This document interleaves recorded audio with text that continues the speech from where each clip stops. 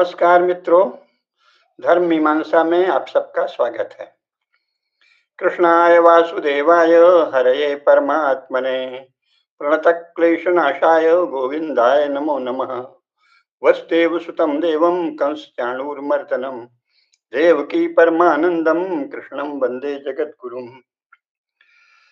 मित्रों, भारतीय दर्शन माला पर सार संक्षेप व्याख्यान के इस क्रम में हम लोगों ने पहले दिन आरंभिक जिज्ञासाओं पर चर्चा की। जो जयराज की जिज्ञासाएं थी उनका हमने समाधान किया, वो बहुत महत्वपूर्ण जिज्ञासाएं थी।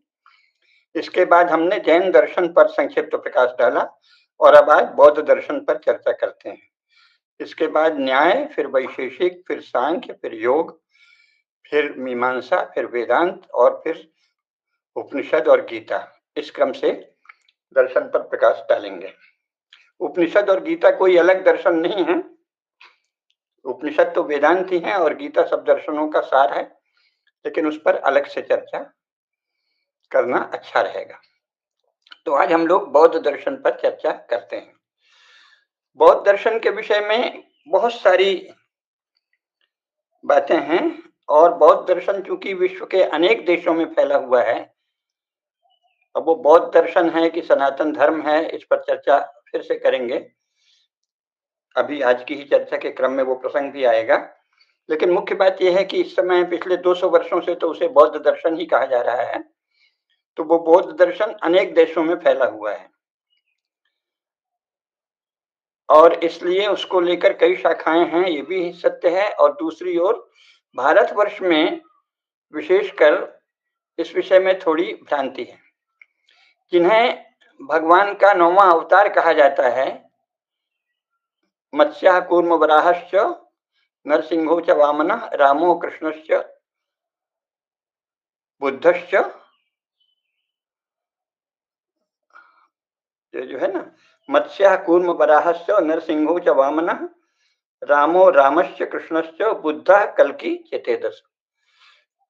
तो ये जो है, 2 बार जो राम आया है, भगवान राम और भगवान परशुराम। पहले भगवान परशुराम हुए हैं, फिर भगवान राम हुए हैं, उसके बाद भगवान कृष्ण हुए हैं, इसके बाद बुद्धावतार है।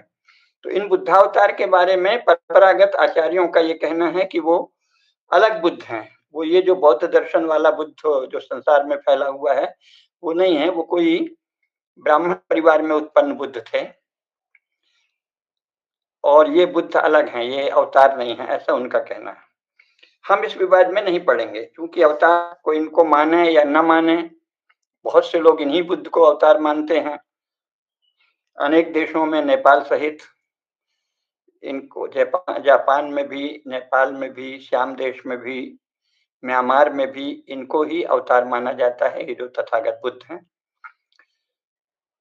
कुछ लोग इनको नहीं मानते, तो इस विवाद में न पड़ के हम अभी उन्हीं बुद्ध की चर्चा कर रहे हैं जिनको, जो कि शुद्धोदन पुत्र हैं, कपिल वस्तु जिनकी राजधानी थी और जो लुम्बिनी में पैदा हुए, उन बुद्ध की चर्चा कर रहे हैं। उन्हीं बुद्ध का अभी विश्व में बहुत अधिक प्रभाव है, तो उनकी चर्चा करेंगे। तो ये जो बुद्ध हैं, समकालीन विश्व में कई शताब्दियों से बुद्ध के रूप में सिद्धार्थ गौतम ही पूजित हैं और जिन्हें बौद्ध दर्शन कहा जाता है वह उनके ही वचनों और शिक्षाओं पर आधारित हैं। वे शाक्य मुनि हैं, सूर्यवंशी क्षत्रिय हैं। हम उनकी ही चर्चा इस अध्याय में करेंगे। तो सर्वविदित है कि जैन धर्म बौद्ध धर्म से बहुत पुराना है। जो आदि तीर्थंकर हैं, भगवान ऋषभ देव, वो अत्यंत प्राचीन काल हैं, सतयुग के हैं। और बाद में अंतिम तीर्थंकर जो वर्धमान महावीर हुए हैं, वो भी भगवान बुद्ध से थोड़ा पहले ही हुए हैं। तो ये जो तथागत बुद्ध हैं, ये जैन धर्म से प्राचीन बौद्ध धर्म है, ये स्पष्ट हो गया। तो बौद्ध धर्म के प्रवर्तक हैं तथागत बुद्ध, जिनका जन्म बहुत प्रामाणिक साक्ष्य और अभिलेखों के अनुसार उनका जन्म ईसा पूर्व 1887 में हुआ और निर्वाण जो है वो 1807 में हुआ। 80 वर्ष की आयु तक वो जिए। यूरोपीय लोग और उनके भारतीय शिष्य उनको 6वीं शताब्दी ईसा पूर्व में मानते हैं। मेरा मानना है कि वो ईसा पूर्व 19वीं शताब्दी में ही हुए और 19वीं शताब्दी ईसा पूर्व में ही 1807 ईस्वी में उनका निर्वाण हुआ। पर जन्म वर्ष के विवाद में भी यहाँ नहीं जाएंगे। मुख्य बात यह है कि जैन धर्म के बाद ही बौद्ध धर्म है। बौद्ध निकायों में जैन तीर्थंकरों के नाम हैं और उनके जीवन तथा मृत्यु का भी विवरण मिलता है, जबकि जैन अंगों में भगवान बुद्ध का या बौद्ध धर्म का कोई उल्लेख नहीं मिलता। तो हम उनकी चर्चा कर रहे हैं। सुपरिचित तथ्य है कि महाराजा शुद्धोधन और महारानी महादेवी की संतति सिद्धार्थ हैं, जो गोत्र के कारण गौतम वंश में उत्पन्न हुए, यानी गौतम गोत्र में उत्पन्न हुए, इसलिए गौतम कहलाए। और एक अन्य मत है कि वो चूंकि माँ का निधन जन्म के 7 दिन बाद ही हो गया था, तो उनकी जो मौसी हैं, सगी मौसी गौतमी, उन्होंने उनको पाला, तो उन गौतमी के द्वारा पाले जाने के कारण गौतम कहलाए, ऐसा 2 मत है। कपिलवस्तु जो राजधानी थी महाराज शुद्धोधन की, उससे कुछ दूर लुम्बिनी के महावन में उनका जन्म हुआ और उनके जन्म के समय ही एक बहुत ही बड़े विद्वान ज्योतिषी ने भविष्यवाणी कर दी थी कि ये धर्मचक्र का प्रवर्तन करेगा, बहुत बड़ा महापुरुष होगा, विश्वविख्यात होगा। तो जैसे कि सनातन धर्म के राजवंशों की परंपरा थी, सिद्धार्थ को वेदों और उपनिषदों सहित धर्मशास्त्र, राजनीति शास्त्र, परंपरागत जो हिंदू धर्मशास्त्र हैं, हिंदू राजनीति शास्त्र हैं, क्योंकि तब तक बौद्ध राजनीति शास्त्र और बौद्ध धर्मशास्त्र नाम की कोई वस्तु संसार में अस्तित्व में नहीं थी। तो हिंदू धर्मशास्त्र, हिंदू राजनीति शास्त्र और हिंदू युद्ध विद्या की उन्हें सघन शिक्षा दी गई। और जब वो 16 वर्ष के थे तो उनका यशोधरा से विवाह हो गया। 3 वर्ष तक उन्होंने वैवाहिक सुख भोगा और तीसरे वर्ष एक संतान हुई। 19वें वर्ष में उन्होंने पतिव्रता भार्या यशोदा और नवजात शिशु राहुल को छोड़ दिया और ज्ञान के लिए प्रस्थान किया। अपने आसपास के जितने महत्वपूर्ण आचार्य और उपदेशक थे उन सबको उन्होंने सुना, उनके पास साधना की, तरह की साधनाएं की, बहुत ही कठोर साधनाएं की और 18 वर्षों तक उन्होंने अनेक साधनाएं की, तपस्याएं की, सत्संग किया, ज्ञानियों की सेवा की। अंत में 34 वर्ष की आयु में उन्हें वैशाख पूर्णिमा के दिन गया जी में महान पीपल वृक्ष की छाया में बोध प्राप्त हुआ। इसीलिए गया जी के उस पीपल के वृक्ष को बोधि वृक्ष कहा जाता है और जहां जहां उसकी शाखाएं, टहनियां ले जाके लगाई गई, अच्छे से रोपी गई, फिर वो हो गए विशाल वृक्ष हो गए हैं, जैसे स्वयं सारनाथ में है और जगह भी है, तो उसको भी बोधि वृक्ष कहा जाता है। पीपल के वृक्ष को ही बोधि वृक्ष कहा जाता है। मुख्य बात यह है कि न तो उनका जन्म का नाम बुद्ध था, न उनको किसी आचार्य ने या किसी अन्य व्यक्ति ने बुद्ध कहा। बोधि प्राप्त होने पर स्वयं सिद्धार्थ ने घोषणा की कि मैं बुद्ध हो गया हूं, मुझे बोध प्राप्त हो गया है और मैं बुद्ध हूं। बुद्ध का अर्थ क्या होता है? बुद्ध उस समय तक ज्ञानियों के लिए प्रचलित एक उपपद था, उपाधि, माने बुद्ध से लोग समझते थे ज्ञानी। बहुत से लोग उस समय अपने आप को बुद्ध कहते थे, समाज भी उनको बुद्ध कहता था, ऐसे बहुत से लोग हुए हैं। तथागत सिद्धार्थ ने कहा कि मैं बुद्ध हो गया हूं, तो उसका अर्थ यही था कि मैं ज्ञानी हो गया हूं, जैसे कि अन्य बुद्ध लोग अपने को कहते हैं कि हम बुद्ध हैं, अथवा उनके शिष्यगण कहते हैं कि वो बुद्ध हैं, तो अब मैं भी बुद्ध हो गया हूं, ये उन्होंने कहा। इस प्रकार बुद्ध एक उपपद है, व्यक्तिवाचक नाम नहीं है। वो उपपद है, व्यक्तिवाचक नाम नहीं है। ये बात मध्यम निकाय में और सुत्त निपात में भी कही गई है। और धम्मपद में कहा गया है, सुखो बुद्धानाम उपपादो, बुद्धों का उत्पत्ति, बुद्धों की उत्पत्ति सुखकर है, मंगल कारक है। बुद्धों की उत्पत्ति कहाँ कहा गया है? ये धम्मपद में भी कहा गया है। तो इसका अर्थ है कि बुद्ध जो है वो बुद्धों की परंपरा, यानी सनातन धर्म के ज्ञानियों को बुद्ध कहा जाता था। सिद्धार्थ ने कहा कि मैं उन्हीं की परंपरा में बुद्ध हो गया। धम्मपद भी कहता है कि बुद्धों का उत्पन्न होना सुखकारी है। सुखो बुद्धा नाम उपपादो। अशोक के शिलालेख में कहा गया है कि बुद्ध ने जो कुछ कहा है सब सुंदर कहा है, ये जानना चाहिए। और अशोक के किसी भी शिलालेख में बौद्ध धर्म शब्द का प्रयोग नहीं।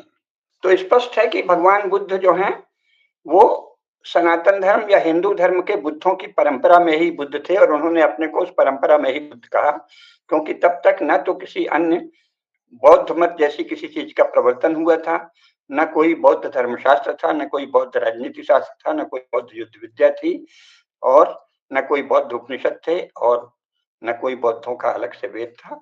हिंदू धर्म के ही सभी शास्त्रों का ज्ञान प्राप्त करके, इसके बाद साधना करके ध्यान से समाधि, धारणा ध्यान और समाधि के द्वारा भगवान बुद्ध ने बोध प्राप्त किया। इस प्रकार वो हिंदू साधना पद्धति का ही परिणाम है सिद्धार्थ का बुद्ध होना। सिद्धार्थ किसी अन्य प्रक्रिया से बुद्ध नहीं हुए, वे हिंदू पद्धति से ही बुद्ध हुए। इसका अर्थ है कि वो हिंदू ही थे। बोध होने के बाद उन्होंने 5 भिक्षुओं के सामने सबसे पहले प्रवचन किया और कहा कि अब मैं धर्म चक्र का प्रवर्तन कर रहा हूं, क्योंकि मुझे धर्म चक्र का बोध हो गया है। उन्होंने जो शब्द चुना धर्म चक्र प्रवर्तन, ये उनके चक्रवर्ती संस्कारों का परिणाम है। अपने आप जिस राजवंश में वो हुए थे उसका आदर्श होता था चक्रवर्ती सम्राट होना, और उनकी ये आत्मछवि भी थी कि मैं चक्रवर्ती सम्राट ही हूं। तो उन्होंने धर्म चक्र प्रवर्तन बात कही, धर्म चक्र का प्रवर्तन करूंगा। और जब उनका अंतिम समय आया और उनके शिष्यों ने पूछा कि भगवान की अंत्येष्टि किस प्रकार की जाए, तो उन्होंने कहा कि जैसे चक्रवर्ती सम्राटों की होती है उसी प्रकार किया जाए, और उनकी मृत्यु के बाद वैसे ही स्तूप बनाया जाए जैसे कि सम्राटों के स्तूप बनाए जाते रहे। अब ये सब तथ्य अंग्रेजों ने छिपा दिए, और अंग्रेजों के चेले जो भारतीय हैं वो तो भूले ही हुए हैं। स्तूप का संबंध बौद्ध धर्म से नहीं है, क्योंकि बौद्ध धर्म नाम का कोई धर्म ही नहीं होता था। महाभारत काल में भी हजारों स्तूप थे, इसका वर्णन है महाभारत में। तो स्तूप होना किसी नए मौत बौद्ध मत या पंथ का सूचक नहीं है। स्तूप भी सनातन धर्म में होते ही थे। चैत्य, स्तूप, विहार, ये सब सनातन धर्म के स्वाभाविक अंग हैं। इसकी जो बौद्धों से विशेष पहचान अंग्रेजों ने बना दी, तो अंग्रेज तो विदेशी थे, बाहरी थे, अनजान थे, संस्कृत नहीं आती थी, पाली प्राकृत नहीं आती थी, थोड़ा बहुत हकला वकला के सीख लेते थे, लेकिन उनके जो मूढ़ भारतीय चेले भी उसी रास्ते में चल रहे हैं, उन पर दया करनी चाहिए।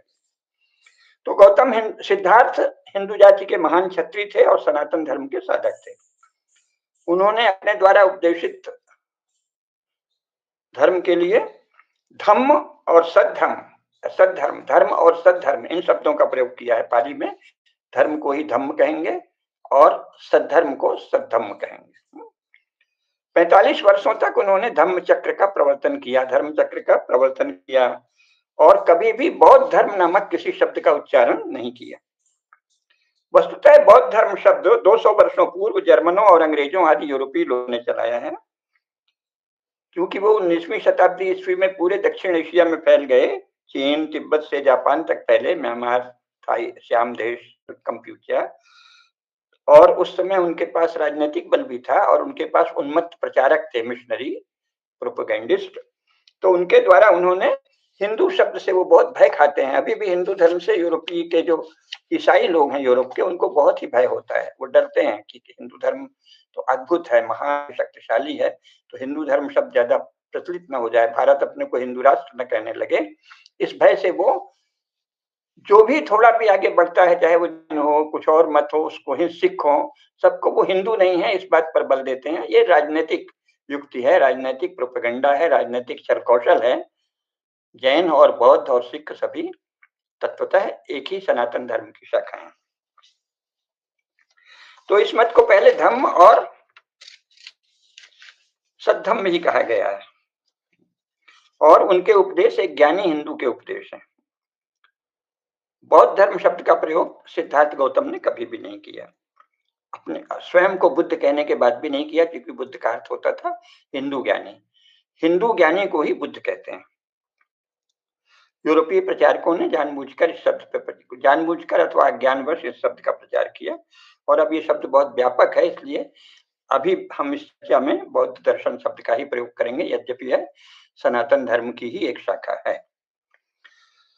तो इसमें 4 आर्य सत्य प्रतिपादित हैं। 4 आर्य सत्य क्या हैं?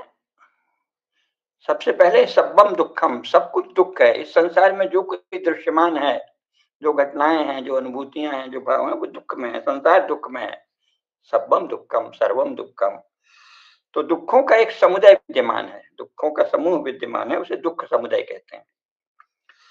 तो इसके बाद दुख निरोध, पहला आर्य सत्य है सब सब्बम दुखम, सब कुछ दुख में है। दूसरा दुख समुदाय है, दुख का समुदाय है। तीसरा दुखों का निरोध करना है। दुख के निरोध के लिए सम्यक मार्ग आवश्यक है। ये 4 आर्य सत्य हैं। दुख, दुख समुदाय, दुख निरोध और दुख निरोध के लिए सम्यक मार्ग का अवलंबन, ये 4 आर्य सत्य हैं। तो दुख है, दुख समुदाय क्यों है? दुख समुदाय का कारण दुखों की एक लंबी श्रृंखला है।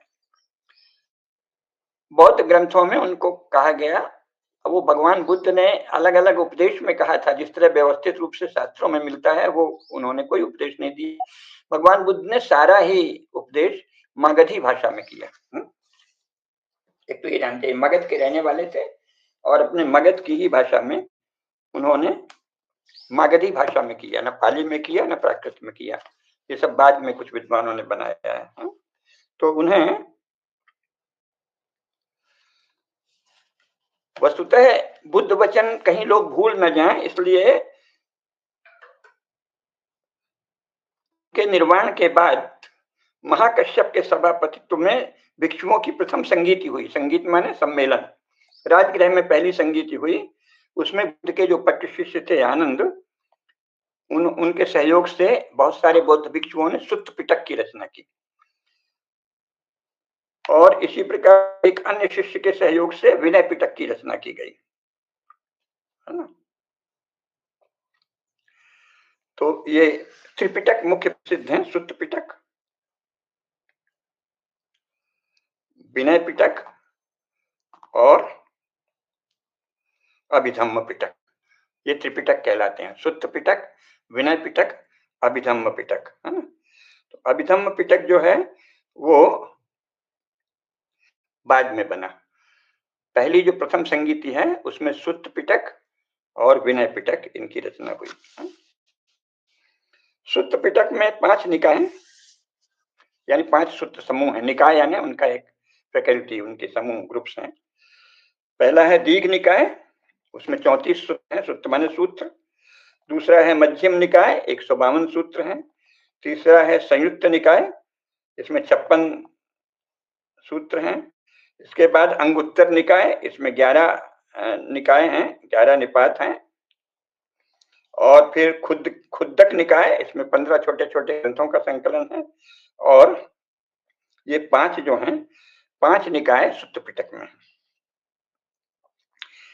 इन 5 निकायों में कुल मिलाकर भगवान बुद्ध की 423 उपदेशात्मक गाथाएं संकलित है ना।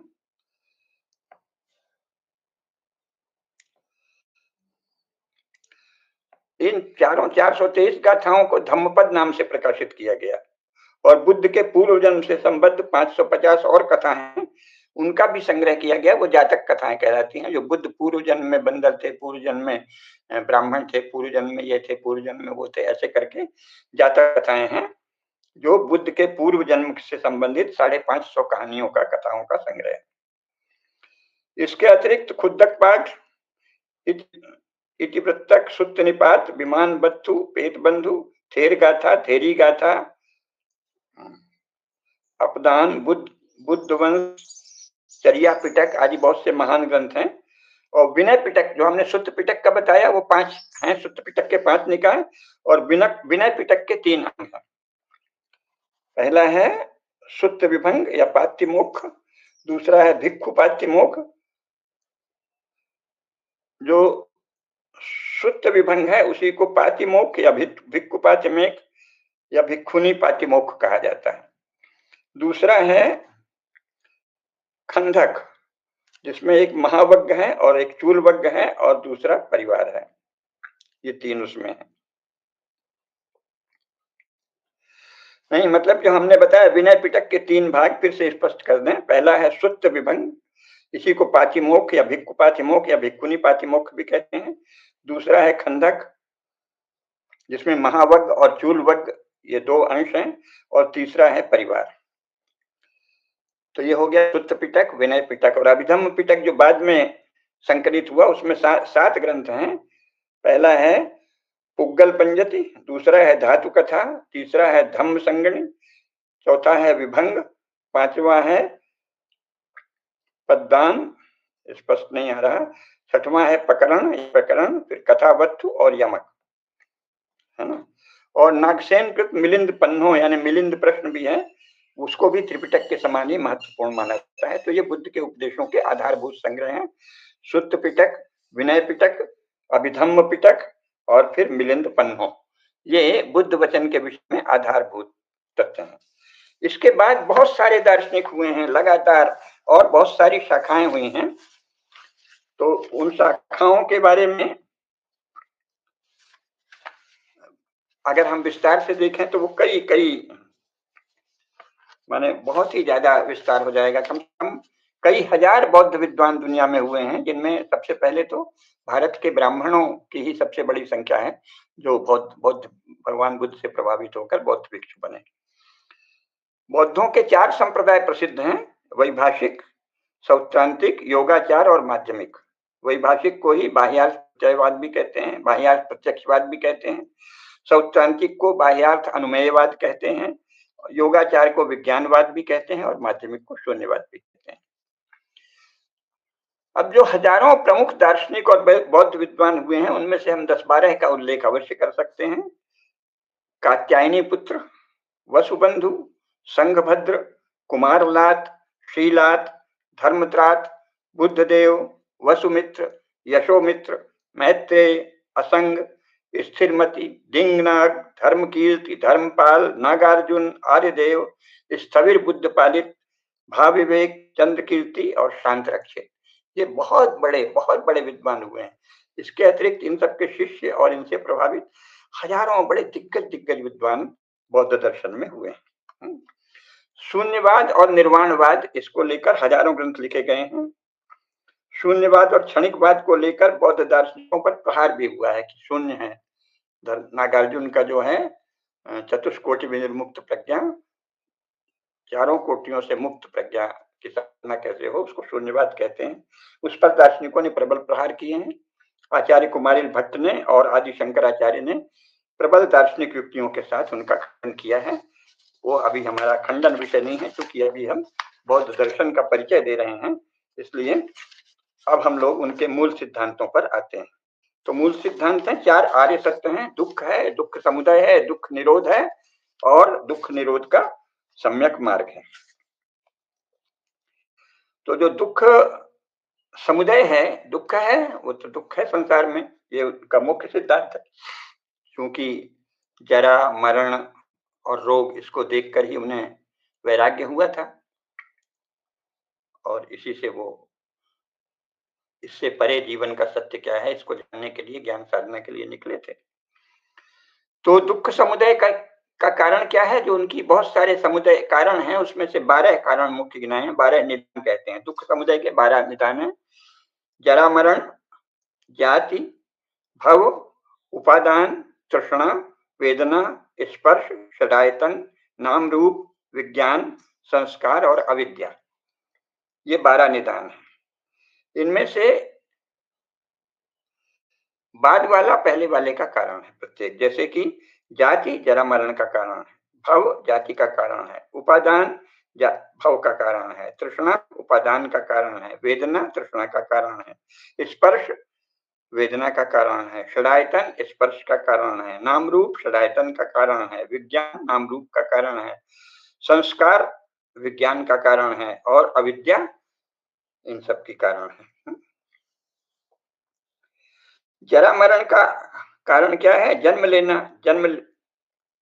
जब जन्म लेते हैं तभी वृद्धावस्था आती है, तभी मृत्यु होती है। तो जरा मरण पहला दुख समुदय है। उसका कारण है जाति। जाति का अर्थ है जन्म लेना। जो जन्म लिया उसके वो उत्पन्न हुआ, जाति यानी उत्पन्न, तो जाति। तो जरा मरण का कारण है जाति यानी जन्म लेना। जन्म लेने को ही जाति कहा है। और जाति का कारण क्या है? पुनर्जन्म उत्पन्न करने वाले कर्म हैं। तो बहुत सारी आसक्तियां पुनर्जन्म का कारण बनती हैं। जब तक आप में कोई आसक्ति शेष है तब तक आप पुनर्जन्म के चक्र में पड़े रहेंगे। आप देख रहे हैं ना, ये सब सनातन धर्म, हिंदू दर्शन की ही बात भाषा है। इसको थोड़ा सा जैसे कोई एक भाष्य कर देते हैं, उसी प्रकार भगवान बुद्ध ने उसकी अपनी बौद्धिक दीप्ति और आध्यात्मिक तेज के द्वारा एक कुछ बहुत सारे नए शब्द दे दिए जो पुरानी परंपरा के ही प्रत्ययों को समझाने में सहायक है, समझने में सहायक है। तो उन्होंने क्या कहा कि अनेक प्रकार की आसक्तियां जो हैं वो उपादान हैं जाति का पुनर्जन्म। तो ये है कामोपादान, काम संबंधी उपादान, जैसे कि पुरुष को स्त्री, स्त्री को पुरुष की चाहत, भोग आदि, ये कामोपादान हो गया। दूसरा शीलोपादान, शील के अलग अलग स्तर हैं। ये भी किसी का शील निम्न है, किसी का उच्च है। शील के स्तर भेद से शीलो, ये अलग शील की भी आसक्तियां होती हैं। और आत्मोपादान, आत्म संबंधी जो अभिनिवेश होता है उसकी भी आसक्तियां होती हैं। तो ये कामोपादान, शीलोपादान और आत्मोपादान, ये जो है आसक्तियों के उपादान है। इस सब आसक्ति का कारण है तृष्णा या आकांक्षाएं। और आकांक्षाएं क्यों होती हैं? आकांक्षाएं वेदना या संवेदन के कारण होती हैं। संवेदना क्या होता है? किसी न किसी विषय से, भाव से, वस्तु से स्पर्श होता है। तो सभी संवेदनों का कारण है स्पर्श। और ये संवेदन जो है वो 5 ज्ञानेंद्रियां हैं जो हमारी, और मन। ज्ञानेंद्रियां तो हम सब जानते ही हैं, है ना। तो वो जो ज्ञानेंद्रियां हैं, शब्द, स्पर्श, रूप, रस और गंध की ज्ञानेंद्रिय। शब्द का बोध होता है, रूप का बोध, आंखों से रूप दिखता है, कान से शब्द सुनाई पड़ता है, अंत में तो ये सब बुद्धि में ही सुनाई पड़ता है ना। त्वचा से स्पर्श होता है, अन्य प्रकार से भी स्पर्श होता है। और शब्द, स्पर्श, रूप हो गए। जीभ से रस का अनुभव होता है और नाक से गंध का। शब्द, स्पर्श, रूप, रस और गंध, ये 5 ज्ञानेंद्रियां और मन, इन्हीं को षडायतन कहते हैं। तो स्पर्श षडायतन से ही होता है ना। या तो आपको कोई गंध विशेष आएगी, या स्पर्श होगा, या कुछ दिखेगा रूप, है ना, या कोई स्वाद आएगा। रूप, रस, स्पर्श, गंध और शब्द, है ना, इनके ये जो है ये स्पर्श का कारण है। तो ये 5 ज्ञानेंद्रियां और मन, ये षडायतन है। अब ये षडायतन भी नाम और रूप पर आश्रित है। रूप क्या है? जो कुछ भी दृश्यमान आकार है, कुछ भी, पुस्तक, टेबल, ये टैबलेट, मोबाइल, चश्मा, जो कुछ दिखता है सब रूप है। तो समस्त दृश्य रूप जो है, दृश्यमान आकार, वो रूप है। और मन में जो उन रूपों का नाम उदित होता है, जैसे हमने देखा तो कहा ये चश्मा है, तो ये नाम है। दिखा ये रूप, नाम के साथ दिखता है। जैसी भी शिक्षा होती है, जैसे प्रशिक्षण होता है, जैसा परिवेश से सीखने को मिलता है, लेकिन हर वस्तु को हम लोग कोई ना कोई नाम देते हैं, है ना।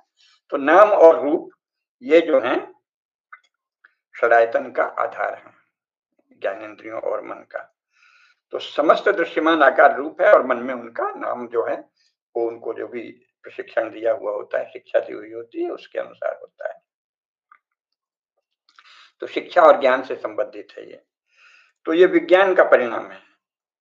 विशेष ज्ञान होता है ना, नहीं तो बस देख लेते, अच्छा अच्छा कुछ है, कुछ कुछ भी नाम दे देते, नहीं कि इसको चश्मा कहा जाता है। हर बात के विशेष स्पेसिफिकेशन, उसको विज्ञान कहते हैं। और विज्ञान स्वयं कैसे है? विज्ञान स्वयं या तो इस जन्म में आपको कुछ सिखाया गया, या पिछले जन्म की प्रतिभा से भी कई बार कुछ पता रहता है। तो विज्ञान स्वयं इस जन्म और पूर्व जन्म के संस्कारों का परिणाम है। बच्चे को पढ़ाया, उससे भी संस्कार पढ़े पढ़े आप ये सुन रहे हैं, इसका भी संस्कार पड़ेगा। मुझ पे कुछ संस्कार पड़े हैं, पढ़ने से, लिखने से, उस वही मैं बोल रहा हूँ। तो ये सब जो है संस्कार हैं। ये अच्छा है, ये बुरा है, ये उचित है, ये अनुचित है, ये राष्ट्र है, ये समाज है, ये विश्व है, ये मानव है, ये गाय है, ये बैल है, ये हाथी है, ये शेर है। ये सब क्या है? शिक्षा से ही होता है ना। तो नाम और रूप जो है वो शिक्षा और ज्ञान से संबंधित तो है, लेकिन विज्ञान विशेष जब बताया जाता है, नहीं ये हाथी है, ये शेर है, ये सब विज्ञान हुआ। तो विज्ञान का परिणाम है, और विज्ञान स्वयं जन्म और पूर्व जन्म के संस्कारों का परिणाम है। इस जन्म में आपको बताया, या पूर्व जन्म में, कुछ लोगों को जन्म से ही बहुत कुछ स्मरण रहता है, तो जन्म, यह जन्म या पूर्व जन्म के संस्कारों का परिणाम विज्ञान है। संस्कार स्वयं अविद्या का परिणाम है। तो ये 12 निकाय हो गए। ये 12 निकाय दुख समुदाय हैं, इनके अंत में इनका सबका मूल अविद्या है। ये सनातन धर्म और योग शास्त्र में जो कहा गया है, उसी को एक सुगम भाषा में भगवान बुद्ध ने कहा। तो ये जो 12 निकाय हैं, इनका जो चक्र है, इसी को भव चक्र या संसार चक्र कहते हैं। इसी से संसार चल रहा है। जरा मरण जाति भव उपादान तृष्णा वेदना स्पर्श सदाय तन नाम रूप विज्ञान संस्कार और अविद्या, ये जो 12 अरे हैं, 12 निदान हैं, उनसे ही ये दुख समुदाय गतिमान है। इन 12 निकायों को 3 कांड कहे गए हैं, भगवान बुद्ध ने समझाया है। तो 3 कांड क्या हैं? एक तो जन्म का, दो जो निकाय हैं वो जन्म से होते हैं, अविद्या और संस्कार, यानी मोह आदि कि मैं हूं, मेरे माता हैं, मेरे पिता हैं, तत्वतः तो ये सब कुछ नहीं है। तो ये जो है जन्म से है, अविद्या जन्म से है, और संस्कार हैं, पिछले जन्म के संस्कार हैं। तो ये जन्म से ही होते हैं, अविद्या और संस्कार। तो ये जो है, ये एक कांड हुआ। और दूसरा जो है, माने अविद्या और संस्कार अतीत कांड हो गया ना। अतीत, आपको जब होश आया उससे पहले से ये है, तो ये अतीत कांड हो गया। फिर वर्तमान जीवन से वर्तमान कांड क्या है? विज्ञान, नाम रूप, षडायतन, स्पर्श, वेदना, तृष्णा, उपादान और भाव, ये 8 जो हैं, ये वर्तमान जीवन से संबंधित हैं। और इसके बाद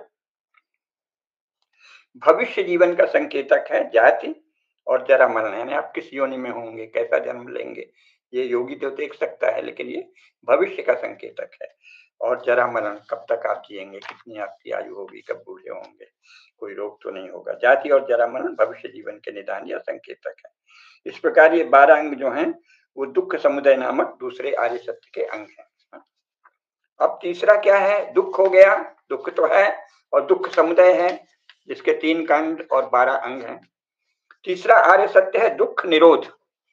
दुख निरोध के द्वारा हम बौद्ध साधक निर्वाण की ओर जाता है। चौथा आर्य सत्य है निर्वाण का मार्ग, क्योंकि निर्वाण की ओर कैसे जाएंगे? तो निर्वाण के मार्ग का ज्ञान प्राप्त करके ही जाएंगे, है ना। उसी को दुख निरोध के लिए है मार्ग, है ना। तो उसको दुख निरोध गामिनी प्रतिपद कहा गया है।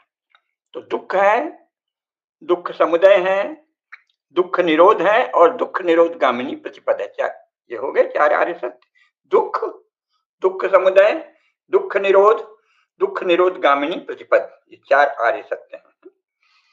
इनको किसी भी उग्रता या किसी अति में नहीं जाना चाहिए, इसलिए भगवान बुद्ध ने कहा मध्यम प्रतिपदा, मध्यम प्रतिपदा, मध्य मार्ग, संतुलन रखते हुए विवेक पूर्वक इन पर चला जाता है। इन्हीं को आर्य अष्टांगिक मार्ग भी कहते हैं। जैसे पतंजलि योग सूत्र में, परंपरागत योग दर्शन में 8 मार्ग बताए गए हैं, अष्टांगिक मार्ग। तो उसी के तरह भगवान बुद्ध ने अपने उपदेश से अष्टांगिक मार्ग का जो उपदेश दिया, वो वही भाषा थी, उन्होंने थोड़ा अपने ढंग से समझाने के लिए शिष्यों से कहा। तो ये 8 अष्टांगिक मार्ग क्या हैं? सम्यक ज्ञान, सम्यक संकल्प, सम्यक वचन, सम्यक कर्मान, सम्यक आजीव, सम्यक व्यायाम, सम्यक स्मृति और सम्यक समाधि। तो ये इनके सबके भी सम्यक ज्ञान तो सब जानते हैं। सम्यक ज्ञान यानी सही ज्ञान, किसी विषय में कोई भ्रम नहीं हो, उसको कहते हैं सम्यक ज्ञान, है ना।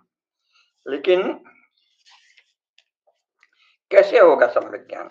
साधना से होगा, निरंतर साधना से होगा, उसके बिना तो सम्यक ज्ञान कभी होगा ही नहीं। तो ये है अष्टांगिक मार्ग, है ना। तो सम्यक ज्ञान कैसे होगा? पहले तो आप में सम्यक संकल्प होगा, तभी सम्यक ज्ञान होगा, नहीं तो नहीं होगा। तो इसलिए कहा गया कि सबसे पहले सम्यक ज्ञान का सम्यक संकल्प लेना चाहिए। अगर आप में सम्यक संकल्प ही नहीं है, उसके अनुसार आपने साधना नहीं की, तो सम्यक ज्ञान कैसे होगा? हो ही नहीं सकता। तो जो अष्टांग मार्ग है उसमें सम्यक ज्ञान पहला है। सम्यक ज्ञान सम्यक संकल्प से होता है, और सम्यक संकल्प के साथ आप सम्यक वचन बोलें, ना झूठ बोलें, ना अल्प बोलें, ना बहुत अधिक बोलें, ना अतिरंजना करें, ना असत्य बोलें, सम्यक वचन बोलें और सम्यक कर्म करें। और इसके बाद आपकी आजीविका का साधन भी सम्यक हो, जो उचित हो। ऐसा हो ये नहीं कि किसी से किसी की चीज चुरा ली, किसी धोखे से कुछ ले लिया, किसी को झूठ बोलकर कुछ कर लिया, या आजीविका का ऐसा साधन हो जो हिंसा पर आधारित हो, चौर कर्म पर आधारित हो, झूठ असत्य पर आधारित हो, निंदनीय कर्म पर, भर्सनीय कर्म कर, लज्जास्पद कर्म पर आधारित आजीविका हो, तो आपको कभी ज्ञान नहीं हो सकता। सम्यक आजीव चाहिए, और सम्यक उसके अनुसार व्यायाम से वहां मतलब है आचरण के लिए और ज्ञान के लिए परिश्रम, वो है सम्यक ज्ञान। और जब आप सम्यक व्यायाम करेंगे, साधना के बहुत सारे उपाय हैं, उनका अवलंबन करेंगे, बहुत सारी ध्यान की विधियां हैं, बौद्ध धर्म में विशाल विधियों का वर्णन है, उनके द्वारा तब आपकी सम्यक स्मृति जगेगी। और सम्यक स्मृति जब जगेगी, तब आप फिर जब साधना करेंगे तो सम्यक समाधि प्राप्त होगी। तो सम्यक ज्ञान, सम्यक संकल्प, सम्यक वचन, सम्यक कर्मान, सम्यक आजीव, सम्यक व्यायाम, सम्यक स्मृति और सम्यक समाधि, ये अष्टांग मार्ग से आप दुख निरोध गामिनी प्रतिपद, इनके द्वारा आप दुख निरोध गामिनी प्रतिपद कहलाती हैं ये। इसके द्वारा आप निर्वाण को प्राप्त कर लेते हैं, जहां किसी प्रकार का दुख नहीं रहता। इसको कहा गया कि 3 रत्न आवश्यक है, त्रिरत्न है जीवन में, शील, समाधि और प्रज्ञा, इनकी साधना करनी पड़ेगी। त्रिरत्न, इसको त्रिरत्न कहा गया है, शील, समाधि और प्रज्ञा। शील के मुख्य तत्व क्या है? शील के मुख्य तत्व पंचशील हैं, जिसका बाद में राजनीतिज्ञों ने बहुत ही दुरुपयोग किया, नेहरू को चूतिया बनाया माओवादी ने, लेकिन ये तो बहुत ही उच्च कोटि की आध्यात्मिक और दार्शनिक साधना की चीज है। तो शील का मुख्य तत्व क्या है? पंचशील है, जो अहिंसा, सत्य, अस्तेय, ब्रह्मचर्य और किसी भी प्रकार का नशा नहीं करना, किसी भी प्रकार का मद्य या नशा वर्जित है ना? तो ये कहलाते हैं पंचशील। जाहिर है ये हमारे यहाँ जो योग का मार्ग है, सनातन धर्म में जो प्रतिपादित है, सत्य, अहिंसा, अस्तेय, संयम या ब्रह्मचर्य और अपरिग्रह, उसमें से पहले 4 तुझों को क्यों ले लिए हैं? अहिंसा, सत्य, अस्तेय, ब्रह्मचर्य, और 5वां जो है अपरिग्रह के स्थान पर, अपरिग्रह तो बौद्ध भिक्षु अपरिग्रही होता है, तो उन्होंने कहा कि सबसे बड़ा गड़बड़ यह है कि आप कोई नशा न करें, जिससे कि आपकी साधना जारी रहे। नशे से साधना स्खलित हो जाती है, तो किसी भी प्रकार का नशा करना उसमें साधना में विघ्न है, इसलिए कहा गया कि किसी प्रकार का नशा न करें, ये साधना का अंग है। ये तो गृहस्थों को भी इनके लिए उपदेश है, पंचशील का उपदेश यथाशक्ति गृहस्थ भी करें, ये कहा गया है। इसके अतिरिक्त जो भिक्षु हैं उन्हें कुछ और नियमों का पालन करना पड़ता है, वो भी 5 शील हैं। पहला तो भोजन, तो अपराह्न के बाद भोजन न करें, इसलिए सायंकालीन भोजन बुद्ध भिक्षु नहीं करते। और दूसरे, माला धारण करें। माला धारण मतलब माला धारण न करें, गलत कह गया। उनको कोई पुष्पहार आदि दिया जाए, स्वागत दिया जाए, तो उसको धारण नहीं करें। तीसरा क्या है कि जो राग को बढ़ाने वाले संगीत हैं वो बिल्कुल नहीं सुने, और अपराह्न भोजन नहीं करें, माला धारण नहीं करें, संगीत नहीं करें, और भव्य शैया नहीं हो। ऐसी शैया बहुत ही कोमल, सुंदर, ऊंची, गद्देदार, फूल बिछे हैं, जो तरह तरह के गृहस्थ की जो काम पुरुषार्थ से संबंधित वासना को शांत करने के लिए जो शैया होती है, वो बौद्ध भिक्षु को उपयोग नहीं करनी चाहिए। साधारण शैया हो, एक तखत हो, उस पर ज्यादा गद्दा भी न पड़ा हो, एक पतला कुछ पड़ा हो, तो ये भिक्षु के लिए है कि भव्य शैया का त्याग करें। और 5वां, सोना, चांदी तथा अन्य रत्नों का भी त्याग करें, क्योंकि वो लोभ बढ़ाते हैं, अथवा अहंकार बढ़ाते हैं, अथवा ममता इस रूप में करते हैं कि स्खलित हो जाती है। तो इस प्रकार ये है शील। शील के बाद समाधि। समाधि जो है वो उसकी पूरी पद्धति बताई गई है, कठिन धारणाएं होती हैं, आप इससे थोड़ा-सा इस धारणा को करिए, फिर और धारणा बढ़ाइए। बहुत ही उग्र से उग्र भी होती है साधना, लेकिन पहले प्रारंभ साधारण से करते हैं, तो उससे 3 प्रकार की विद्याएँ उत्पन्न होती हैं। पूर्व जन्म की स्मृति आ जाती है और संसार के उत्पत्ति और विनाश का सही-सही ज्ञान हो जाता है और चित्त चित्त के जो बाधक विषय हैं, जो समाधि के लिए बाधक विषय हैं, उनका ज्ञान हो जाता है। फिर समाधि में सहज ही गति हो जाती है। प्रज्ञा भी 3 प्रकार की होती है। एक है श्रुतमयी, जो आपने सुना, महापुरुषों के वचन, शास्त्रों के वचन, श्रुतमयी प्रज्ञा है। एक है चिंतामयी, निरंतर चिंतन किया, बहुत ही गहन एकाग्र चिंतन किया, वो भी प्रज्ञा है। और तीसरा है भावनामयी, जो भक्ति है। भक्ति भी एक प्रज्ञा को जन्म देती है। आपने तीव्र भावना रख ली भगवान बुद्ध के प्रति या भगवान राम के प्रति या भगवान कृष्ण के प्रति, जो भी आपने तीव्र भावना रख ली, तो भावना से भी प्रज्ञा प्राप्त होती है। तीव्र भावना से तीव्र संवेगा नाम आसन्ना, भगवान ने कहा, योग सूत्र में कहा है ना, तीव्र संवेगा नाम आसन्ना। तो अगर आपकी भावना महत्ता तीव्र होगी तो आपको वो सिद्ध हो जाएगा। तो ये होती है प्रज्ञाशील और समाधि। ये संक्षेप में जिन्हें त्रिरत्न कहते हैं उनका हमने शील, समाधि और प्रज्ञा का विश्लेषण किया। इसके बाद जो इनके दार्शनिक सिद्धांत हैं उनको 2 प्रकार कहा जाता है। एक है संघातवाद और एक है संतानवाद। संघात क्या है? नाम और रूप। तो रूप तो एक ही प्रकार का है, दिखता है, जो कुछ दिखता है किसी रूप में उसे रूप कहते हैं। और नाम 4 प्रकार के होते हैं: वेदना, संज्ञा, संस्कार और विज्ञान। एक तो संवेदन से संबंधित नाम है ना, स्पर्श, रूप, रस, गंध आदि। दूसरा उनकी संज्ञाएं होती हैं नाम की, वो महापुरुष हैं, वो मोदी जी हैं, वो अमित शाह हैं, ये जयशंकर हैं, वो अब अजित डोभाल हैं। तो ये सब क्या है? संज्ञा।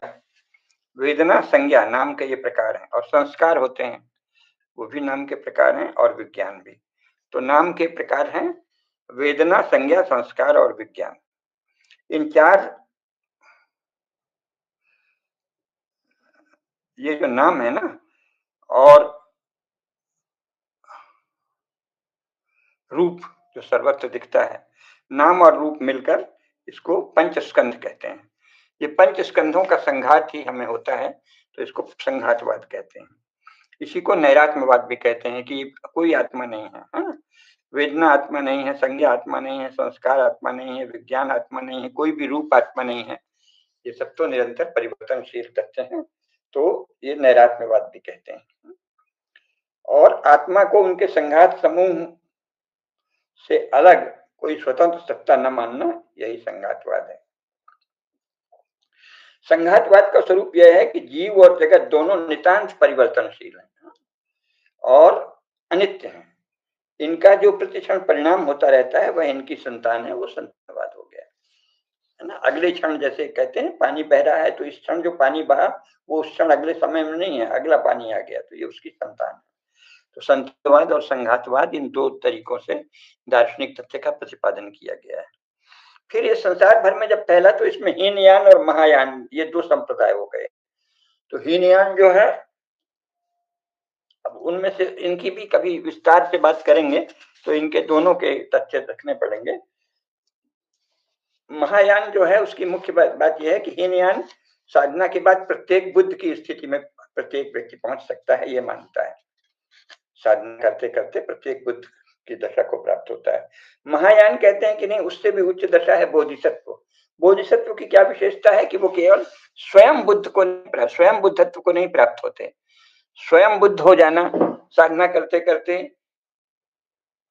समाधि के द्वारा, प्रज्ञा के द्वारा, शील के द्वारा स्वयं बुद्ध हो जाना, ये पर्याप्त नहीं है। साधारण लोग इतना ही कर पाते हैं कि स्वयं बुद्ध हो गए, अगर बहुत साधना की तो। एकदम साधारण लोग तो नहीं, विशेष लोग ही करेंगे। लेकिन अति विशिष्ट लोग जो हैं, वो फिर जो बुद्ध होते हैं, तो वो ये नहीं चाहते कि बस मैं तो बुद्ध हो गया, मुझे तो ज्ञान प्राप्त हो गया, अपितु वे लोक हिताय, बहुजन हिताय, बहुजन सुखाय जब काम करते हैं, तो उन्हें कहते हैं कि वो बोधिसत्व है। बोधिसत्व जो है वो स्वयं के लिए कुछ नहीं करते। बोधिसत्व जो है वो, उनको सब दिखता है इस संसार में चल क्या रहा है और क्या करनी है, क्या करनी है। कैसे साधक को कैसे जाना चाहिए, सभी पता है साधक को कैसे आगे जाना चाहिए। लेकिन बोधिसत्व जो है वो अकेले अपने बुद्धत्व से संतुष्ट नहीं रहता, वो चाहता है कि अन्य लोग भी बुद्ध बने, बहुत से लोग बुद्ध बने, बहुत से लोग इस दुख सागर से, दुख समुद्र से पार जाएं, दुख निरोध करें, दुख निरोध गामिनी प्रतिपदा का अवलंबन करें, ये वो उपदेश देते हैं। तो इस प्रकार उन्हें बोधिसत्व कहते हैं। तो बोधिसत्व एक उच्चतर का नाम है और वो जो है बहुत ही उच्च दशा है।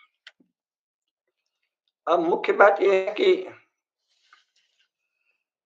बुद्ध धर्म और जब आगे ये बढ़ा, भगवान बुद्ध ने के जो उपदेश हैं वो तो उनके समय में उन्होंने दे दिया, उपदेशों का संग्रह हो गया, त्रिपिटक हो गए, मिलिंद पन्नो हो गए। इसके बाद जब दुनिया में बौद्ध साधना बनी, तरह तरह की भगवान बुद्ध की, बहुत बड़े बड़े राजाओं का संरक्षण हुआ, तो पहले स्तंभ बने, फिर भगवान की मूर्तियां भी भगवान बुद्ध की, भगवान विष्णु की मूर्तियां जो सारे क्षेत्र में प्राप्त थी, उसके अनुसरण में भगवान बुद्ध की मूर्तियां भी बनाई जाने लगी। तो बहुत सुंदर सुंदर भगवान बुद्ध की मूर्तियां राजाओं ने बनाई। कई जगह तो भगवान की विष्णु की मूर्ति को भी मूर्ति कह दिया जाता है, लेकिन भगवान बुद्ध की मूर्ति भी बहुत सी बनी। और फिर इसके बाद जो बौद्धों का संघ बना, उसमें 3 प्रतिज्ञाएं की जाती हैं, 3 संकल्प किए जाते हैं शरण के। बुद्धम शरणम गच्छामि, धम्मम शरणम गच्छामि, संघम शरणम गच्छामि, ये 3 मंत्रों का पाठ करना पड़ता है ना? बुद्धम शरणम गच्छामि, संघम शरणम गच्छामि, धम्मम शरणम गच्छामि। जब आप तीनों प्रकार से शरण में आ जाते हैं, बुद्ध की शरण में, धम्म की शरण में और संघ की शरण में, यहाँ कहीं भी बौद्ध धर्म की शरण में नहीं कहा गया है, जो उनकी प्रतिज्ञा भी है, बुद्ध की शरण में। मतलब सनातन धर्म की साधना करते समय आपको एक अपना आचार्य, अपना गुरु, महागुरु चुनना पड़ता है, परम गुरु ईश्वर के अतिरिक्त। तो जो जिनके ईश्वर के अतिरिक्त जो सांसारिक परम गुरु जिनके भगवान बुद्ध हैं, वो कहते हैं बुद्धम शरणम गच्छामि। तो ये हुआ, है ना? और इसके बाद बौद्ध धर्मम शरणम गच्छामि नहीं है, धर्मम शरणम गच्छामि, मैं धर्म की शरण में जाता हूँ। जो कहता है कि मैं धर्म की शरण में जाता हूँ, और धर्म भगवान बुद्ध के जन्म से पहले से प्रतिपादित है, उसी को धर्म कहा है भगवान बुद्ध ने, जो पहले से था सनातन धर्म। तो धर्म की शरण में जाता है वो सच्चा बुद्ध का अनुयायी है। जो किसी बौद्ध मत की शरण में जाता है वो बौद्ध नहीं कहा जा सकता, क्योंकि वो तो अपने एक काल्पनिक मत में जा रहा है। धर्मम शरणम गच्छामि, धम्मम शरणम गच्छामि, जो धम्म की शरण में जाता है, धर्म की शरण में जाता है, उस सनातन धर्म की शरण में जाता है जिसका ज्ञान और जिसकी साधना स्वयं सिद्धार्थ गौतम ने की थी और उसके द्वारा वो बुद्ध बने थे। उस बौद्ध धर्म की नहीं, बल्कि उस सनातन धर्म की। बौद्ध धर्म तो बने नहीं है, तब बाद में है। तो बुद्ध की शरण में जाओ, अपने गुरु के रूप में, महागुरु के रूप में बुद्ध की शरण में जाओ। बुद्ध स्वयं परम गुरु के शिष्य हैं, भगवान के परम गुरु के शिष्य रूप में बुद्ध की उपासना करो, जो आपके अपने महागुरु हैं, अपने संप्रदाय के गुरु हैं। और धर्म की शरण में जाओ। धर्म का प्रतिपादन बुद्ध ने नहीं किया है, बुद्ध से पूर्व से धर्म प्रतिपादित है, बुद्ध से पूर्व से धर्म प्रतिष्ठित है, बुद्ध से पूर्व से धर्म पूजित है, बुद्ध से पूर्व से धर्म चारों ओर व्याप्त है, धर्म का बोध की ये धर्म है और ये धर्म। उस धर्म की शरण में जाओ जो सनातन धर्म के शास्त्रों में प्रतिपादित है। बुद्धम शरणम गच्छामि, धम्मम शरणम गच्छामि। और चूंकि आप धर्म की शरण में गए हैं, लेकिन बुद्ध के को गुरु बनाकर गए हैं, इसलिए जो भगवान बुद्ध के जो सच्चे शिष्य हों, भगवान बुद्ध की ही उपासना करते हो, उनकी शरण में अंत में जाइए। तो बुद्धम शरणम गच्छामि, धम्मम शरणम गच्छामि, संघम शरणम गच्छामि। उनका संग एक जगह हो जाए, उनका संग जो है एकत्रीकरण हो जाए, जो भगवान बुद्ध को अपना प्रेरक मानते हैं, अपना आदर्श मानते हैं। और उसमें हमने हमारे महान प्रधानमंत्री जो हैं, धर्म युद्ध के सेनापति कह लीजिए उनको, जो ज्ञान युद्ध के सेनापति हैं, जो संसार भर में सच्चे धर्म का ज्ञान फैलाना चाहते हैं, उनकी शरण में जाइए। तो संघम शरणम गच्छामि, अर्थात ज्ञानियों की शरण में जाइए, बौद्ध ज्ञानियों की शरण में जाइए, बौद्ध भगवान बुद्ध के अनुयायी भिक्षुओं की शरण में जाइए। उस संघ है भिक्षु संघ, वहां किसी भिक्षु की शरण में जाने नहीं कहा, ज्ञानियों के इस समूह की शरण में जाइए जो सनातन धर्म का अनंत प्रवाह है। तो वस्तुतः इसका जो ये 3 प्रतिज्ञाएं हैं साधना की, उनका मूल अर्थ तो सनातन धर्म को ही पुष्ट करना है। बुद्धम शरणम गच्छामि, धम्मम शरणम गच्छामि, संघम शरणम गच्छामि, ये संकल्प है। इसके द्वारा आपको धर्म की प्राप्ति होती है, आपको बुद्धत्व की प्राप्ति होती है, ये जानना चाहिए। अब बाद में इसके बहुत सारे संप्रदाय बन गए, जैसा मैंने बताया। तो उसमें 4 संप्रदाय बहुत प्रसिद्ध है, वैभाषिक, सौत्रांतिक, योगाचार और माध्यमिक, है ना। तो बौद्ध ये बड़े अर्थ तो ये है कि बौद्ध दर्शन जो है, बौद्ध धर्म, ये इलीट, बहुत ही उच्च स्तरीय अभिजन है ना, जो सब प्रकार से संपन्न है, तृप्त है, और जिस केवल उच्चतम ज्ञान की साधना है, जो बहुत ही उच्च स्तरीय शील का और प्रज्ञा का, जिसको साक्षात्कार हो गया है, जिसके जीवन में बहुत उच्च स्तरीय शील है, अहिंसा है, सत्य है, अस्तेय है, ब्रह्मचर्य है, नशे का संपूर्ण अभाव है, ऐसे पंचशील का पालन करने वाले अत्यंत श्रेष्ठ साधक अभिजन के लिए बौद्ध धर्म है ना। तो इसलिए उसके बाद वो दार्शनिक जो सूक्ष्मताएं हैं, दार्शनिक सौंदर्य है, दार्शनिक भोग है, उसके संप्रदाय है, ये सदा जानना चाहिए, है? तो साधना के मार्ग क्या है? त्रिविध यान है, और प्रत्येक यान में जीवन मुक्ति या बोध की अपनी अपनी एक मान्यता है।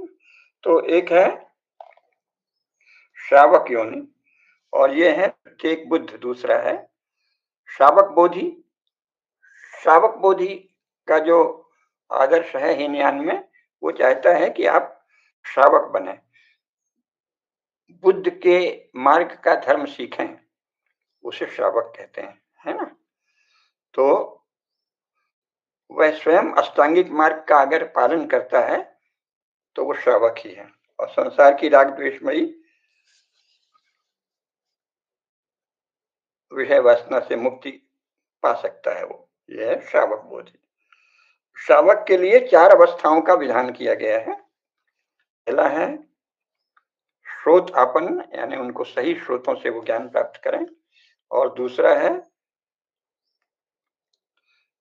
सकृत आगामी, सत्कर्म करें, सकृत काम करें, और तीसरा है अनागामी तथा अरहत। ये 4 अवस्थाएं हैं। पहले तो आप सही स्रोत से आपन्न हो, ज्ञान का सही स्रोत आप अवलंबन करें, इसके बाद सकृत कर्म करें, सुकृत कर्म करें, इसके बाद अनागामी हो जाएं, वहां तक पहुंच जाएं कि आपको कोई सांसारिक लालसाएं नहीं रहे, और तब आप अरहत पद को प्राप्त करते हैं। तो ये क्या है, जो स्रोत से जब आप जुड़ेंगे तो प्रपंच मार्ग से बिल्कुल हटकर निर्वाण रूपी स्रोत प्रवाह में पढ़कर आध्यात्मिक उन्नति करते हैं। स्रोत आपन्न यानी संसार का जो प्रपंच है, संसार के स्रोत से अपने को अलग कर लिया, और ये जो निर्वाण का स्रोत है भगवान बुद्ध के द्वारा प्रतिपादित, उसमें पड़ गए, उसकी शरण में गए, निर्वाण मार्ग की शरण में गए, दुख निरोध गामिनी प्रतिपद की शरण में गए, तो उससे क्या होगा, आपकी आध्यात्मिक उन्नति होती जाएगी, और उस स्रोत प्रवाह में पढ़कर आपकी आध्यात्मिक उन्नति होती चली जाएगी। इसी को पतंजलि के योग सूत्र में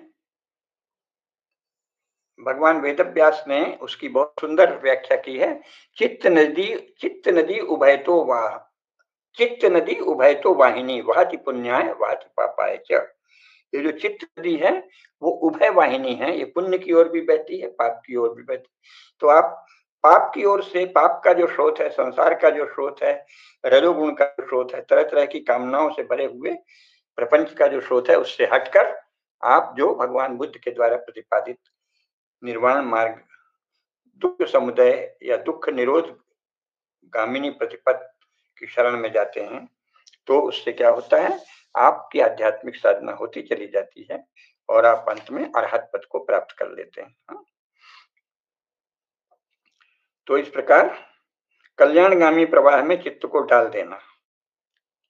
पहले तो इतनी साधना करनी पड़ती है कि चित्त को अकल्याणकारी मार्ग से हटाकर कल्याणकारी प्रवाह में डाल दो, उसी में बहते चले जाओ। और इसके बाद फिर जब आप कल्याण मार्ग में चलेंगे तो आपके पतित होने की संभावना बहुत कम रहेगी और आप संबोधि की ओर जाएंगे। इसी को श्रोतापन्न व्यक्ति कहा जाता है। आप उस स्रोत में पड़ गए। श्रोतापन्न के भी 4 अंग होते हैं। एक बुद्धानुस्मृति, यानी भगवान बुद्ध की आप बारंबार स्मृति करेंगे, मनन करेंगे। एक धर्मानुस्मृति, धर्म की अनुस्मृति करेंगे। और एक संघानुस्मृति, भगवान बुद्ध की अनुस्मृति, धर्म की अनुस्मृति और संघ की अत्यंत श्रद्धा संघ में रख के आप आगे बढ़ेंगे, है ना। तो ये ज्ञान है। संसार के प्रपंच में अज्ञान पूर्वक जीवन यापन करने वाला प्रत्येक व्यक्ति, उसको पृथक जन कहते हैं। उसमें बड़ा तिरस्कार है बौद्ध दर्शन में। अधिकांश लोग जो आजकल अपने को राजनीति कर रहे हैं और बुद्ध कहते हैं, कब क्या कहें, वो पढ़ते नहीं है। बौद्ध ग्रंथों, बौद्ध शास्त्रों, बौद्ध ज्ञानियों के अनुसार वो तो बहुत ही तिरस्कार के योग्य कहे जाएंगे। अपने आप को दलित, बौद्ध, अम्बेडकरवादी क्या क्या कहते हैं। अगर आप ध्यान से देखिए तो बौद्ध ग्रंथों के आधार पर उन्हें कहा जाएगा ये पृथक जन है, पामर जन है, उनको पृथक जन कहा जाता है। जब तक बुद्ध के ज्ञान रश्मियों से साधक का संबंध हो जाए और उसी में वो आगे बढ़ने लगे, तब तक वो निर्वाणगामी मार्ग पर आरूढ़ नहीं होता। जब बढ़ जाता है तभी निर्वाणगामी मार्ग पर आरूढ़ है, अन्यथा वो पृथक जन है, गिरा हुआ है, आर्य मार्ग से भटका हुआ है। आर्य शब्द हमारे यहाँ सदा गुणवाची और उच्च स्तरीय ज्ञान और शीलवाची है। तो बौद्ध धर्म में भी, यानी भगवान बुद्ध के उपदेश में, आर्य किसे कहा जाता है? जो निर्वाणगामी मार्ग पर आरूढ़ हो वह आर्य है। उसमें आर्य का, हमारे यहाँ सनातन धर्म की मुख्य धारा में आर्य उसे कहा जाएंगे जो धर्म का पालन करे, भले गृहस्थ है, जरूरी नहीं है कि वो सन्यास की ओर हो। लेकिन बौद्ध धर्म में तो आर्य है जो निर्वाणगामी मार्ग पर आरूढ़ हो, वही आर्य है। जो निर्वाणगामी मार्ग पर आरूढ़ नहीं है वो आर्य ही नहीं है, अनार्य है। तो ये जानना चाहिए। हाँ, आर्य ही अरहत बन सकता है आगे चलकर साधना से। उसके लिए 4 भूमियों को पार करना होता है आर्य को, चित्त भूमि है उनकी। तो प्रत्येक उसमें पहले तो मार्गावस्था है, मार्ग चलेंगे, फिर इसके बाद फलावस्था है। हर भूमि जो है उसमें एक मार्गावस्था आएगी, एक फलावस्था आएगी। बहुत ही उच्च स्तरीय सब बातें। तो श्रोतापन्न भूमि की प्रथम अवस्था को गोत्रभू कहते हैं। जब काम क्षय होने से काम लोक से संबंध विच्छेद हो जाता है तथा साधक रूप लोक की ओर अग्रसर होता है, उस समय उसका नवीन जन्म संपन्न होता है, जिसे हमारे शास्त्रों में द्विज कहा है। तो वो कहते हैं इसका लोकोत्तर जन्म हो गया। वहां भी द्विजत्व की धारणा है, उसे लोकोत्तर जन्म कहते हैं। एक क्षण के लिए उसको अचानक ज्ञान मिल जाता है, फिर उस ज्ञान को बनाए रखने के लिए साधना करनी पड़ती है। 3 संयोगों के क्षय होने से साधक को 7 जन्म से अधिक जन्म ग्रहण करने की आवश्यकता नहीं रहती। हर कर्म फल के अनुसार पुनर्जन्म होता है। अगर उसने तीनों बंधनों का क्षय कर लिया तो तब भी उसका जन्म होगा पूर्व जन्म के संस्कार के कारण, प्रारब्ध के कारण, संचित कर्म के कारण, लेकिन 7 जन्म में धीरे धीरे वो स्वयं मुक्त हो जाएगा। तो 7 जन्मों के बाद फिर उसका जन्म नहीं होगा। इसकी बात द्वितीय भूमि जो है वो श्रोतापन्न की व्यवस्था से फलावस्था से आरंभ कर अरहत की मार्गदशा तक जाती है। अरहत की मार्गदशा, अरहत, इसमें क्या होता है? इसमें भी साधना करनी पड़ती है। और जब इसमें साधना करते करते आपको सदा केवल अपने प्रधान लक्ष्य पर ध्यान रहेगा, तो फिर उसके बाद अगर आप वहां भी आपकी अरहत से पूर्व की स्थिति में आपकी मृत्यु हो गई तो एक ही बार और संसार में आएंगे। उसके बाद फिर इस भवचक्र में आने की आवश्यकता नहीं होती। उससे भी आगे होते हैं सकृदागामी से आगे हैं अनागामी। वो साधना के अरहत होने की ऐसी दशा में पहुंच जाते हैं कि जिनका फिर एक भी बार और जन्म नहीं होता, पुनर्जन्म होता ही नहीं। और समस्त आश्रमों का क्षय हो जाता है और जीव अरहत पद को प्राप्त कर लेता है और अपने आत्म कल्याण में तत्पर रहता है। ये अरहत प्राप्ति की दशा है, प्रत्येक बुद्ध की दशा है। बोधिसत्व की दशा जैसे हमने बताया इससे भी ऊपर है। वो केवल अपने कल्याण से संतुष्ट नहीं होते बल्कि लोक कल्याण के लिए जन्म लेते हैं, कार्य करते हैं, उसे बोधिसत्व कहते हैं। तो महायान में बोधिसत्व की धारणा है, हीनयान में प्रत्येक बुद्ध की धारणा है। तो इस प्रकार महायान समुदाय ने निरीश्वरवादी और निवृत्ति प्रधान हीनयान को प्रवृत्ति प्रधान और भक्त समन्वित बना दिया, इतना ही कह सकते हैं। और इसके द्वारा वो अधिक व्यापक हो गया। एक तंत्र साधना से युक्त बौद्ध मार्ग है जिसको वज्रयान कहते हैं, उसमें गुह्य तंत्रों की साधना की जाती है। वैभाषिक स्वतांत्रिक योगाचार और माध्यमिक के विस्तार में अभी नहीं जा सकते क्योंकि 1 घंटा हो गया है, फिर कभी आवश्यकता हुई तो उस पर और भी ज्यादा विकास का क्रम बताएंगे, है ना। तो क्योंकि इनमें से प्रत्येक के मत में बहुत ही विस्तार से चिंतन है और उसको अगर हम बताएंगे तो बहुत समय लग जाएगा। संक्षेप ये है कि सत्य की अलग-अलग ढंग से मीमांसा की गई है और उसका बहुत ही बौद्धिक सूक्ष्मता की बात है। तो निर्वाण जो है वो एक तरह से चित्त निरोध के बाद की दशा है, जो स्थायी समाधि से जब प्रज्ञा प्राप्त होती है उसी को बौद्ध दर्शन में निर्वाण कहा गया है। इसमें से हीनयान और महायान दोनों के अंतर को समझना भी एक बौद्धिक बारीकी को समझना है। तो इस पर फिर कभी बात करेंगे। आज इतना ही। धर्म की जय हो, अधर्म का नाश हो, प्राणियों में सद्भावना हो, विश्व का कल्याण हो। नमः पार्वती पतये, हर हर महादेव।